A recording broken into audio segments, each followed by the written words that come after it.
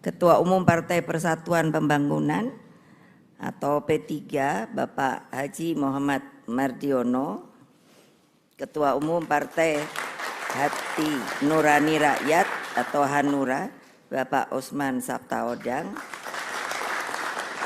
Ketua Umum Partai Persatuan Indonesia atau Perindo Bapak Haritanu Sudibyo, Mas Prananda dan Mbak Puan Maharani, Bapak Arsyad Rashid, Ketua Tim Pemenangan Nasional Ganjar Pranowo atau TNPGP beserta Pak Sandiaga Uno. Jadi pasti banyak nanya, kenapa Pak Sandiaga Uno ada di sini? Jangan lupa loh, beliau itu adalah P3. Bapak Andika Perkasa, Bapak Edi Pramono, dan Bapak Tuan Guru Bajang. Perwakilan relawan dan tentunya rekan-rekan pers yang pada hari ini saya lihat kok, kenapa ya saya bilang sama Monang, kenapa kok banyak amat ya persnya? Karena bolak-balik sudah nanya, kapan diumumkan? Kapan diumumkan? Saya ngomongnya sabar, sabar. Dan seluruh rakyat Indonesia dimanapun kalian berada yang saya cintai, puji syukur kehadirat Allah Subhanahu wa Ta'ala sehingga kita bisa berkumpul di tempat yang sangat bersejarah ini. Untuk menjadi, jangan lupa sejarah, tempat ini menjadi saksi ketika kekuasaan otoriter Orde Baru mencoba meluluh lantakkan kantor Partai Demokrasi Indonesia belum pakai perjuangan pada 27 Juli 1996. Rakyat Indonesia mengenang peristiwa itu sebagai sebuah tonggak penting demokratisasi di Indonesia. Melalui peristiwa itulah kekuatan arus bawah bersatu guna mengoreksi total praktek korupsi, kolusi, dan nepotisme atau yang pada waktu itu dikenal dengan KKN. Hadirin sekalian, saudara-saudaraku tercinta, anak-anakku, Partai Demokrasi Indonesia Perjuangan dan semuanya.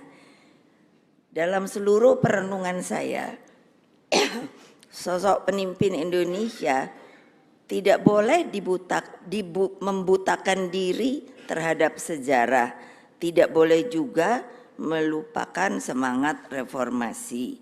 Karena ketika ada reformasi itu, kalau diingat, itu bukan jalan-jalan lenggang kangkung, tapi itu pun dengan yang namanya sebuah peristiwa yang penuh dengan cucuran air mata, darah, lalu semangat juang yang luar biasa. Dari sejarah kita belajar bahwa pemimpin harus lahir dari gemblengan lahir batin.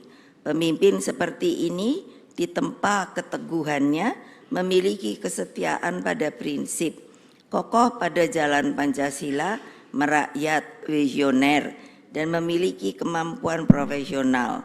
Setidaknya telah berprestasi dalam jabatan strategis di tingkat nasional dan memiliki pengalaman konkret di pemerintahan. Ditinjau dari karakternya, pemimpin ini selalu bergelora jiwa kemanusiaannya. Hatinya mudah tersentuh oleh penderitaan rakyat. Semangat pemimpin seperti ini yang akan selalu berkobar-kobar justru ketika menghadapi tantangan. Sosok pemimpin ini digerakkan oleh nilai-nilai moral, etika, dan selalu satu antara kata dan perbuatan. Dengan berbagai harapan tersebut, cukup lama saya menganalisa dan berdialektika dalam alam pikir tentang apa toh yang sedang dihadapi oleh Indonesia tercinta kita, problematik yang dihadapi bangsa kita. Oleh sebab itu, terhadap tugas konstitusi agar fakir miskin dan anak terlantar dipelihara oleh negara, misalnya, belum sepenuhnya dapat kita lakukan di dalam masalah kesehatan tentang pencegahan penyakit menular seperti TBC, demam berdarah, diare, dan juga yang sekarang sangat memperhatikan adalah untuk upaya pencegahan stunting masih menjadi pekerjaan rumah kita. Kita juga memiliki pekerjaan rumah di dalam memanfaatkan bonus demografi di mana waktu yang tersedia hanya 13 tahun ke depan. Kita harus mulai memikirkan bagaimana untuk membuka jalan bagi anak-anak muda yang dari berumur 16 dan sampai yang mereka pun sudah sepuh umur 60 tahun masih dapat sebuah penghidupan yang layak. Pada saat bersamaan saya mencermati seriusnya persoalan akibat liberalisasi politik dan perekonomian kita yang akhirnya berdampak pada meningkatnya kasus korupsi. Berbagai persoalan tersebut saya pikirkan dengan seksama sebagai latar belakang. Saya orang yang sudah punya pengalaman hidup dan politik yang cukup panjang. Jadi saya tidak begitu mudah untuk bisa mengambil siapakah yang akan saya jadikan di kemudian hari sebagai pemimpin dari bangsa dan negara ini. Saya menerima masukan dari seluruh ketua umum partai yang hadir di sini, juga mendengarkan masukan para tokoh. Kesemuanya saya kontemplasikan siapa sosok yang tepat mendampingi Pak Ganjar Pranowo. Nah, hari ini, hari Rabu tanggal 18 Oktober 2023, saya dengan mantap kini saya telah mengambil keputusan. Kesemuanya saya tujukan sebesar-besarnya bagi kepentingan rakyat, bangsa dan negara. Karena itulah dengan mengucapkan Bismillahirrahmanirrahim, maka calon wakil presiden yang dipilih oleh Partai Demokrasi Indonesia Perjuangan yang akan mendampingi Bapak Ganjar Pranowo adalah Bapak Profesor Dr. Mahfud MD.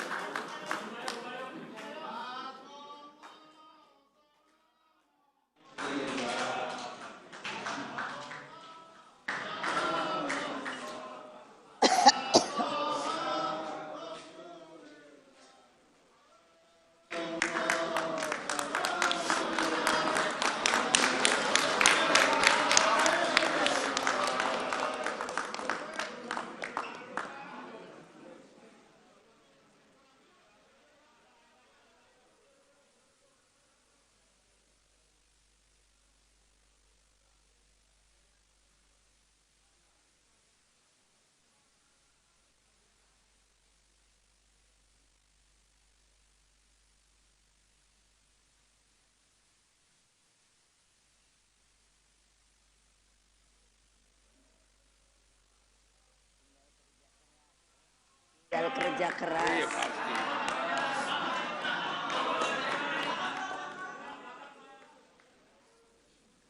Boleh saya teruskan?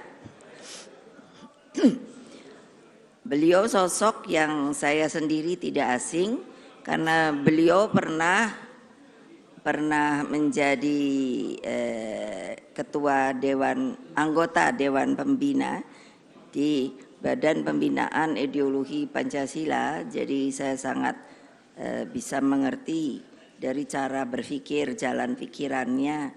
Dan ketika beliau dipilih untuk menjadi Menko Polhukam, saya guyan sama beliau, walah saya ini dari presiden turun menjadi ketua Dewan Pembina Ideologi Pancasila. Tapi saya bilang pada beliau, enggak apa-apa karena itu ideologi